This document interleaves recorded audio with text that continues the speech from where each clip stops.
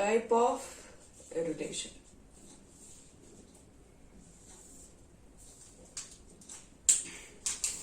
तो देखो, इसमें सबसे पहला होता है रिलेशन क्या, इसमें सबसे पहला होता है रिफ्लेक्सिव रिलेशन।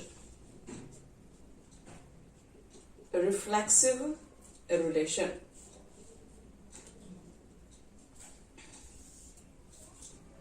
तो रिफ्लेक्सिव रिलेशन किसको कहेंगे, आप पहले ये समझते हम लोग हैं। तो हम लोग बोलते हैं a relation R defined in a set A, it's said to be reflexive if क्या, तो A, A belongs to R for all A belongs to A। बस यही इसका मतलब है। अगर मान लो कोई भी रिलेशन है तो वो रिलेशन को रिफ्लेक्सिव हम लोग तब बोल सकते हैं कब, जब ए बिलोंग्स टू आर होना चाहिए, और ए क्या है, तो ए कोई ए का एलिमेंट्स होना चाहिए। जैसे कहो, इसका देखो मतलब समझा रहे हैं। जैसे मान लो मेरे पास ए में कोई 3 एलिमेंट है, 1 2 3, और हम पूछे कि बताओ कि इसका ए क्रॉस ए कितना होगा, ए का रिलेशन ए के साथ कितना बना सकते हो। तो ए टू ए का मतलब क्या हुआ, ए वाला वैल्यू कहीं क्रॉस कर रहा है, ए वाले वैल्यू का रिलेशन बनाना सिर्फ ए के साथ ही बनाना है, तो कितना बना सकते हैं। कल बताते रिलेशन कैसे निकालते हैं, 1 का 1 से बना सकता है ये, फिर 1 2, फिर 2 1 2 2 और 2 3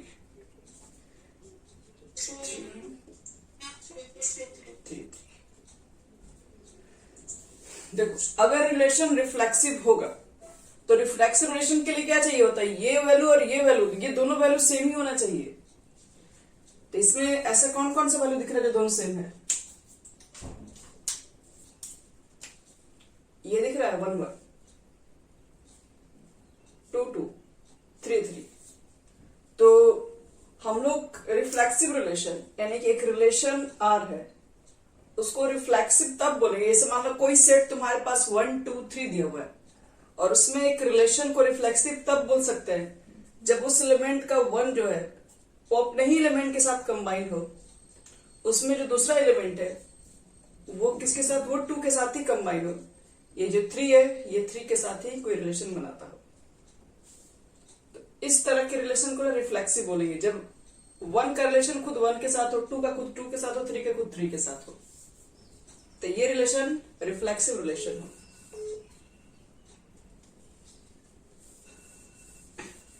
आओ देखो, इसमें भी और भी एग्जांपल देख के समझा रहे हैं।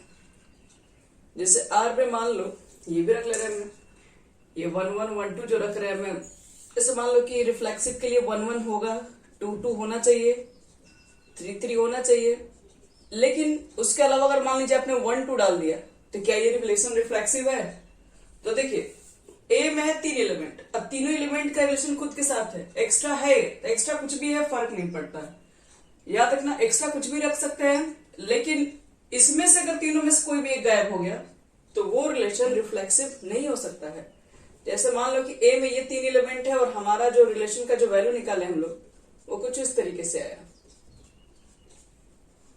तो क्या ये रिलेशन रिफ्लेक्सिव हो सकता है, क्योंकि इसमें 3 एलिमेंट है, ये तीनों का रिलेशन खुद के साथ चाहिए होता, 1 का 1 से चाहिए, 2 का 2 के चाहिए, 3 3 का 3 चाहिए, उसके बाद आप कुछ भी रखे कोई फर्क नहीं पड़ता। लेकिन तीनों में से अगर एक भी छूट जाएगा तो रिलेशन रिफ्लेक्सिव नहीं हो सकता है। जैसे मान लो ए में है 2 3 4 5, अब बताओ कि रिफ्लेक्सिव रिलेशन होने के लिए आर में हम लोग क्या क्या ले सकते हैं, 2 2 3 3, ये तो पहले होना चाहिए, इसके अलावा आप कुछ भी रख सकते हैं एक्स्ट्रा जो इसके अंदर है। तो ये रिफ्लेक्सिव रिलेशन का पहचान है। समझ में आ गया ये। चलो टाइप्स ऑफ रिलेशन में पहला आपका कंप्लीट हो गया रिफ्लेक्सिव रिलेशन। अब चलो सेकंड बात करते हैं सिमेट्रिक रिलेशन, इसको मिटा रहे हैं।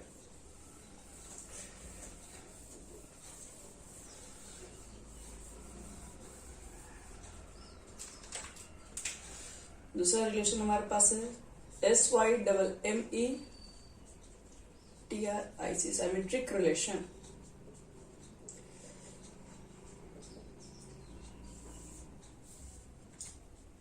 लिख के डाल दो सब लोग, लिखो तो ए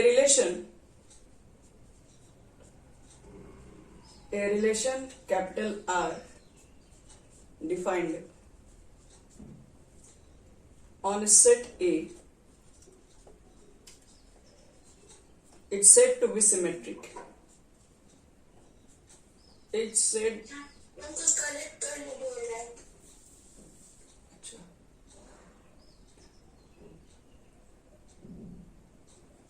it's said to be symmetric if में तुम्हारे पास है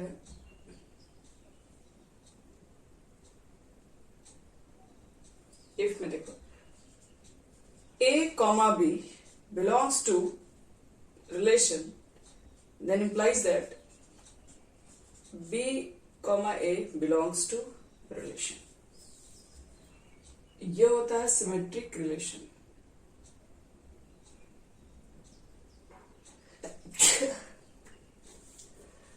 देखो बच्चों लोग, सिमेट्रिक रिलेशन जब भी निकालोगे तो ध्यान रखना एक बात, जब भी सिमेट्रिक रिलेशन पूछा जाए तो इसका मतलब ये होता है कोई सेट ए दिया हुआ रहेगा और आपको रिलेशन ऐसा निकालना है कि अगर उस रिलेशन में अगर A, B है तो उस रिलेशन में B, A रहना चाहिए, तभी जाके वो सिमेट्रिक हो सकता है, अदरवाइज रिजेक्टेड। जैसे फॉर एग्जांपल देखो,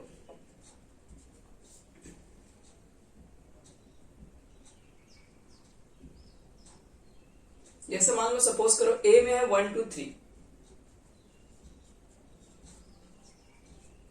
अब तुम लोग मुझे बताओ कि हम लोग रिलेशन को सिमेट्रिक बनाना है, तो सिमेट्रिक रिलेशन कहीं से याद रखना है कि सिर्फ ए सेट दिया हुआ है, तो रिलेशन में आने के लिए आपको A by A he use करना है। तो A by A यूज करेंगे तो टोटल 9 एलिमेंट्स हो जाएगा, 1 1 1 2 1 3 ऐसे करके। तो हमें रिलेशन सिमेट्रिक के लिए क्या करना पड़ेगा, तो कुछ भी ले सकते हो। मान लो अगर हम 1 2 लिए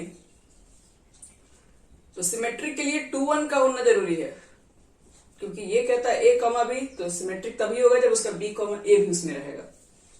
जैसे मान लो ये 3 2 है, तो फिर सिमेट्रिक के लिए क्या चाहिए, इसका अपोजिट 2 3। अगर 2 2 है तो इसका अपोजिट क्या होगा, ये 2 2 ही होगा ना। तो अब इसको दोबारा नहीं लिखेंगे क्योंकि अब ये तो वही चीज हुआ ना, एक सेट में दोबारा चीजें नहीं लिखते एक ही चीज को। तो ये इसको इधर से पढ़ो चाहे इसको इधर से पढ़ो, दोनों एक ही चीज है, इसलिए ये सिमेट्रिक है आपका रिलेशन। सिमेट्रिक में हमेशा याद रखना कि अब जब भी कोई एलिमेंट्स लिखेंगे, उस जब भी कोई रिलेशन दिया रहेगा, देखना उसका अपोजिट होना चाहिए उसके अंदर, तभी बोलेंगे सिमेट्रिक है ये। क्या ये रिलेशन रिफ्लेक्सिव हो सकता है?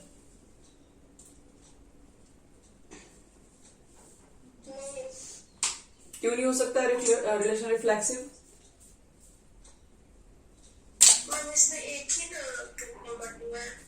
क्योंकि इसमें 1 1 और 3 3 नहीं है। चलो इसमें एक और क्वेश्चन दिखा रहे हैं। जैसे मान लो R इज इक्वल टू हमारा है 1 1 2 2 3 3। क्या ये रिलेशन रिफ्लेक्सिव है? और क्या ये रिलेशन सिमेट्रिक भी है?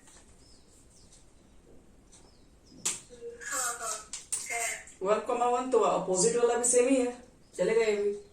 2 2 तो अपोजिट भी सेम है, तो ये रिलेशन रिफ्लेक्सिव भी है सिमेट्रिक भी है, दोनों ये है, रिफ्लेक्सिव एंड सिमेट्रिक। चलो बेटा और एग्जांपल दे रहे हैं।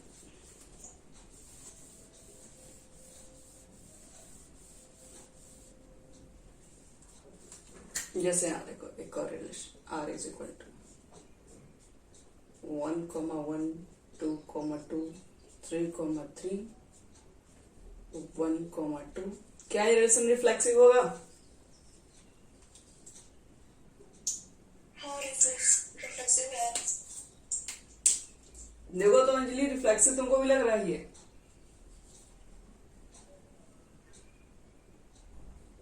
प्रज्ञा, क्या ये रिलेशन रिफ्लेक्सिव है?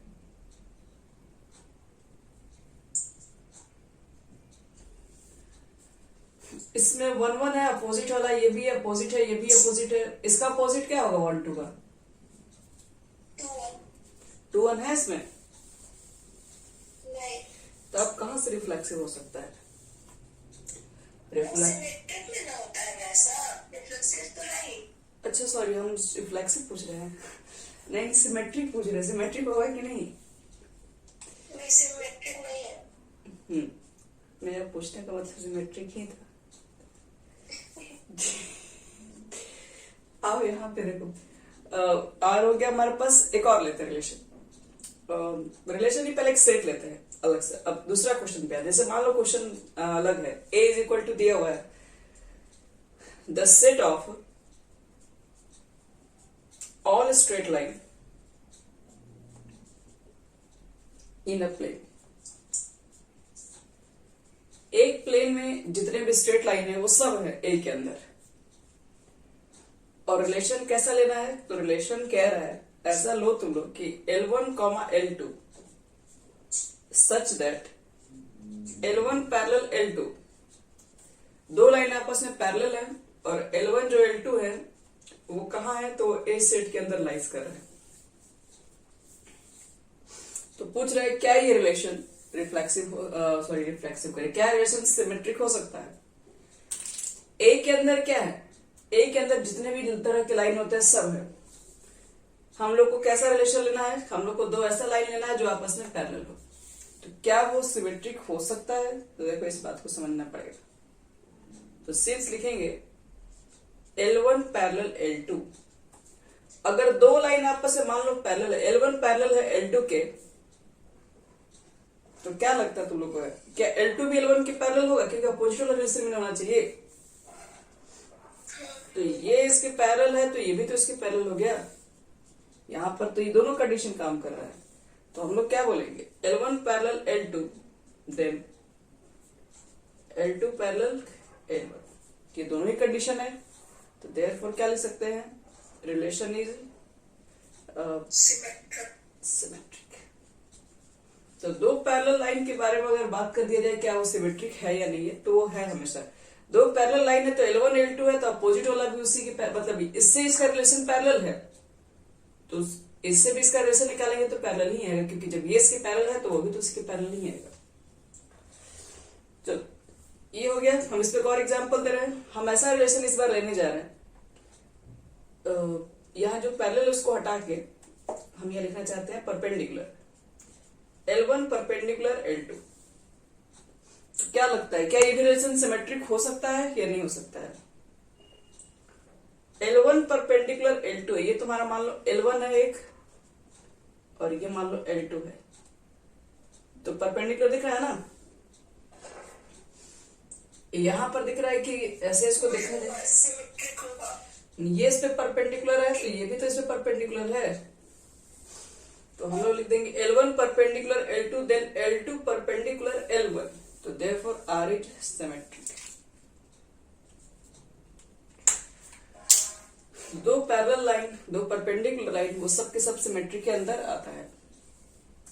तो अब बात करते हैं थर्ड रिलेशन, ट्रांजिटिव रिलेशन। अब इसको मिटा रहे हैं।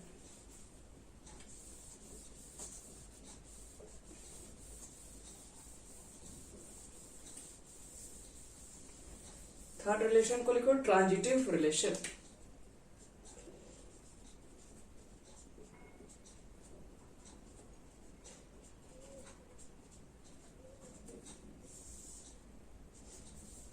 ट्रांजिटिव रिलेशन देखो किस तरह का रिलेशन होगा। इसके हम लोग लिखेंगे a relation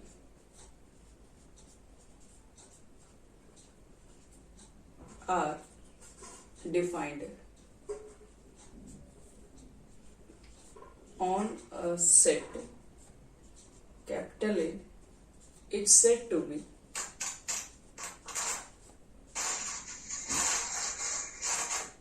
it's said to be एक मिनट, हाँ, it's said to be transitive if कोई भी रिलेशन आर जो कि सेट ए पे डिफाइंड है उसको ट्रांजिटिव तब बोल सकते हैं जैसे ए कॉमा बी मान लो कि रिलेशन के अंदर है एंड बी कॉमा सी भी उसी रिलेशन में लाइज कर रहा है, तो then implies that a comma c भी उसी रिलेशन का हिस्सा होना चाहिए, तब वो रिलेशन एक ट्रांजिटिव रिलेशन है। मतलब ये हुआ कि मान लो ए का रिलेशन है बी के साथ और बी का रिलेशन है सी के साथ, देन ए का रिलेशन भी होना चाहिए सी के साथ, तब जाके हम लोग बोलेंगे रिलेशन ट्रांजिटिव है। चलो इस पे भी दे रहा एग्जाम्पल, पहले इसको नोट कर लो।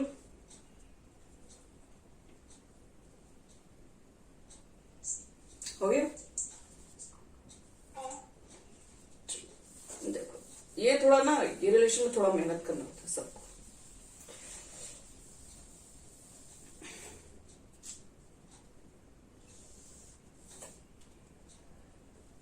तो अगर देखो यहाँ पे ध्यान से, जैसे मान लो कि एग्जाम्पल लेते हैं, ए में अभी भी वही लेते हैं एग्जाम्पल 1 2 3।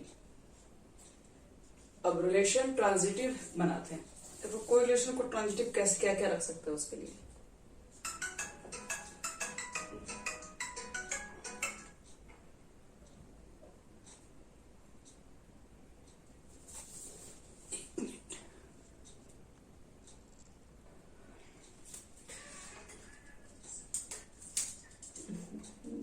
से नहीं निकलेगा आईटी। आओ देखो इधर, तू बहुत किस्मत वाला हो, एकदम बहुत बढ़िया किस्मत का उसी का हो सकता है।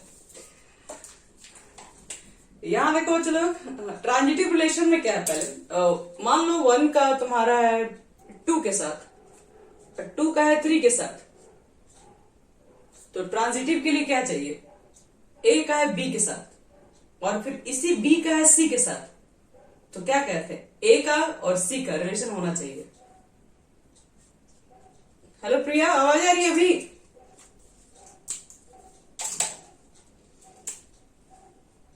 फिर देखो इधर ध्यान से, 1 का 3 से है और 3 का मान लो 2 से है, तो ट्रांजिटिव के लिए और क्या चाहिए, हाँ 1 का 2 से होना चाहिए। 1 का 2 है पहले से, तो फिर क्यों लिखा रही, देखो ये नहीं होगा। और कुछ देखो तो 1 का 2 से है, फिर ये 2 का और कहीं से स्टार्ट नहीं है, 1 का 3 से, 3 का 2 से, तो 1 का 2 से होना चाहिए, वो हमारे पास है। तो ये रिलेशन क्या बन जाएगा, एक ट्रांजिटिव रिलेशन है। देखो ट्रांजिटिव में थोड़ा सा बच्चे मेहनत करना पड़ेगा। ट्रांजिटिव कहता है कि अगर ए का बी से हो और बी का सी से हो, तब ए का सी से होना चाहिए। जैसे मान लो कि 1 का 2 से है, ठीक है, क्या ये रिलेशन ट्रांजिटिव है?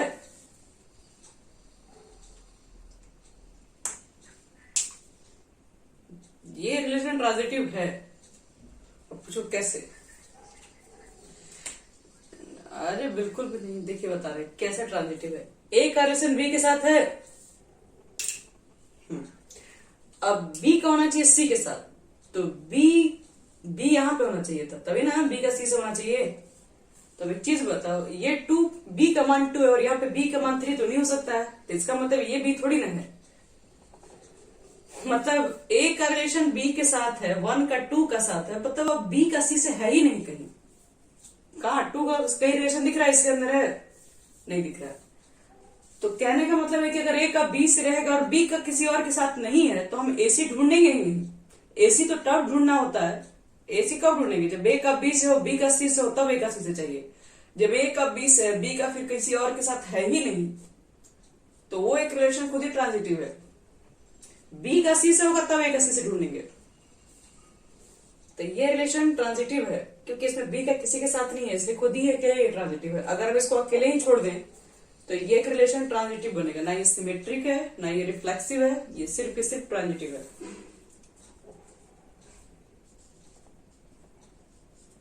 जैसे 1 का 3 के साथ है,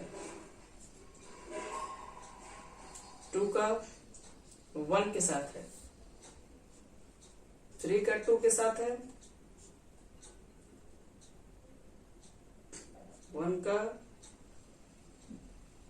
1 के साथ है। देखो तो क्या रिलेशन ट्रांजिटिव है?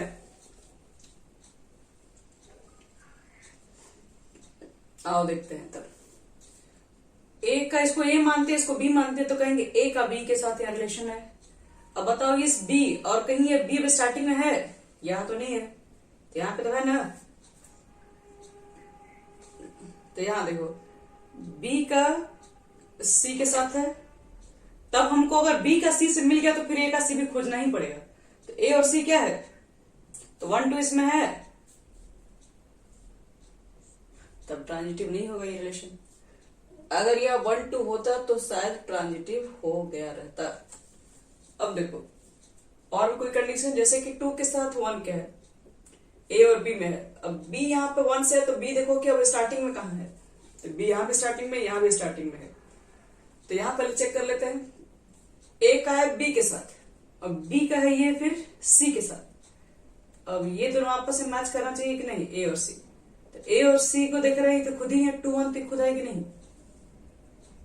इसका मतलब ये ट्रांजिटिव यहां से तो है। यहां से भी चेक कर लो, 2 का 1 के साथ है, यानी ए का बी के साथ है और बी का सी के साथ है, तो फिर ट्रूटिव होना चाहिए, तब जाके ट्रांजिटिव बनेगा। तो यही है, आपको हर पॉइंट पे चेक करना पड़ेगा कि इस कंडीशन में ट्रांजिटिव है या नहीं है, किस चीज की कमी है, क्या रहना चाहिए वहां पे। एक छोटा सा रिलेशन ट्रांजिटिव है, अगर ए का बी से और बी का वो किसी और से नहीं है तो वो सब ट्रांजिटिव है।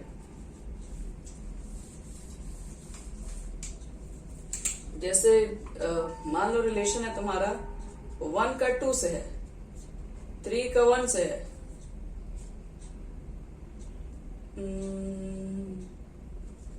2 का 1 से, और हम पूछें कि क्या ये रिलेशन ट्रांजिटिव होगा? देखो तो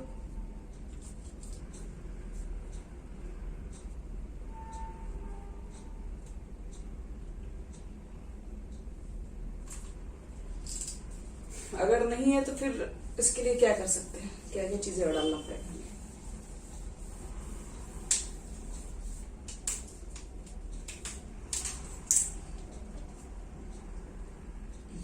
वेरी गुड। देखो ये ए है और बी है, ये बी है और ये सी है।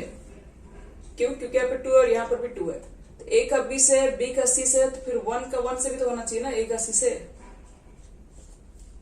एक 1 1 चाहिए। और देखो चीजें चाहिए, इसको ऐसे देखो, ऐसे उल्टा पढ़ो, उल्टा नहीं पढ़ सकते। एक मिनट, ये ए है बी है फिर 1 का, हाँ इसको देखो तो, अगर हम इसको ए माने और इसको बी माने, ध्यान समझना, ए का बी से माने, अब देखो तो क्या ये बी वापस मैच नहीं कर गया?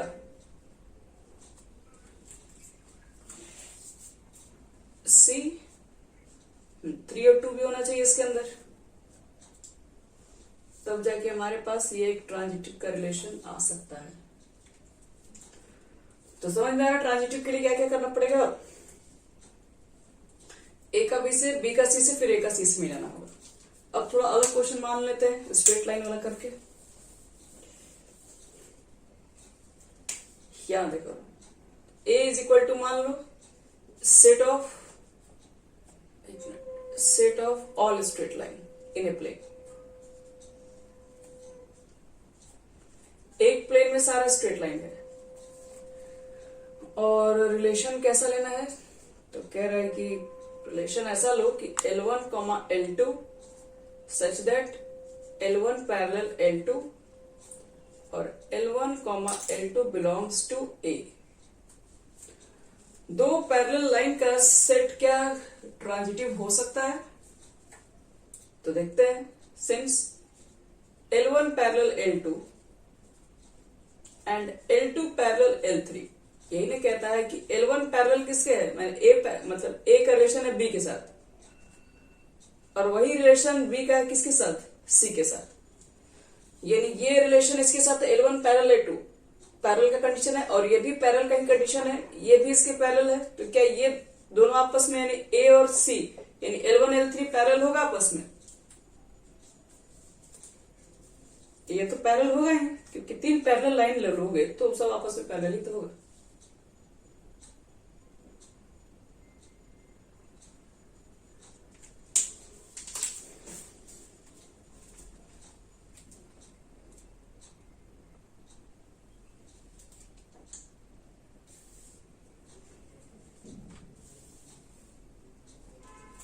देखो, अगर L1 parallel L2 L2 parallel L3 है तो जाहिर सी बात है L1 पैरेलल भी L3 होगा।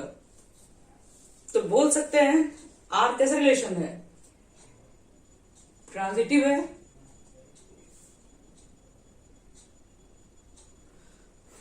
Transitive relation.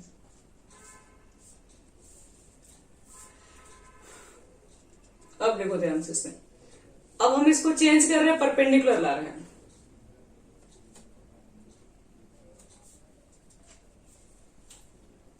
एक मिनट रुक जाओ।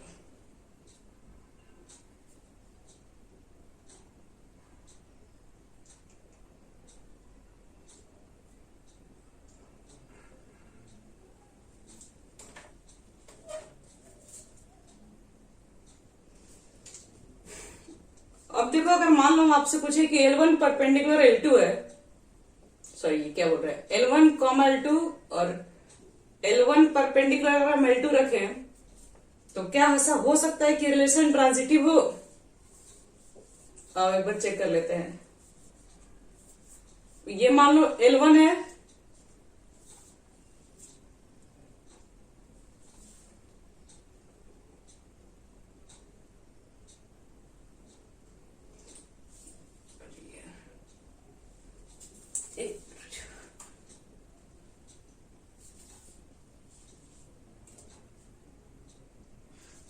यहां देखो, इसमें जैसे सपोज करो ये है L1 और ये है L2, ये दोनों आपस में परपेंडिकुलर है। अब क्या करना है, L2 को परपेंडिकुलर करना है L3 पर। L2 ये है, अब इसको परपेंडिकुलर अगर करना है L3 पे, देखो ये सीधा लाइन को इसको L2 बोल रहे हैं। देखो तो अब ये L2 L3 परपेंडिकुलर होगा कि नहीं आपस में, ये लाइन और ये लाइन। देखो ये L1 है और ये L2 है, L1 L2 परपेंडिकुलर है, L2 ये L3 है, ये दोनों आपस में परपेंडिकुलर है। तो L1 L3 के आपस में परपेंडिकुलर होगा, इस लाइन को प्रोड्यूस करो सीधे, लाइन है सीधा होता है। तो ये दोनों तो पैरेलल आ गया, तो ये तो परपेंडिकुलर हुआ ही नहीं। तो इसका मतलब है ये रिलेशन ट्रांजिटिव नहीं हो सकता है। सिंस लिखेंगे L1 perpendicular L2 and L2 perpendicular L3, then L1 not perpendicular L3। जब ये परपेंडिकुलर ही नहीं है तो देयरफॉर क्या लिख देंगे, R is not transitive।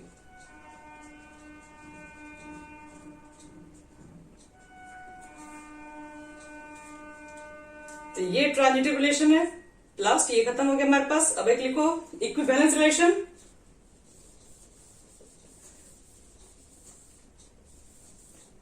Equivalence relation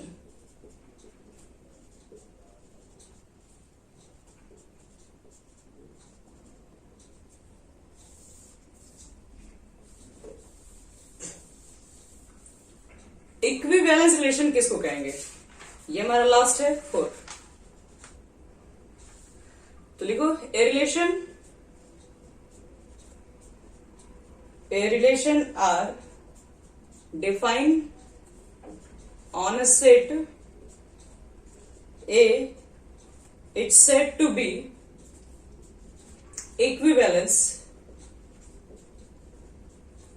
if क्या, तो is symmetric, reflexive and transitive.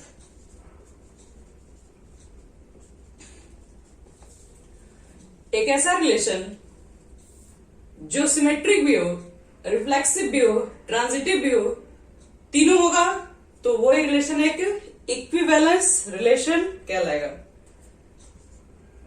जैसे मान लो कि एम है 1 2 3, और रिलेशन हम ले लिए हैं जिसमें 1 1 भी है, 2 2 भी है, 3 3 भी है।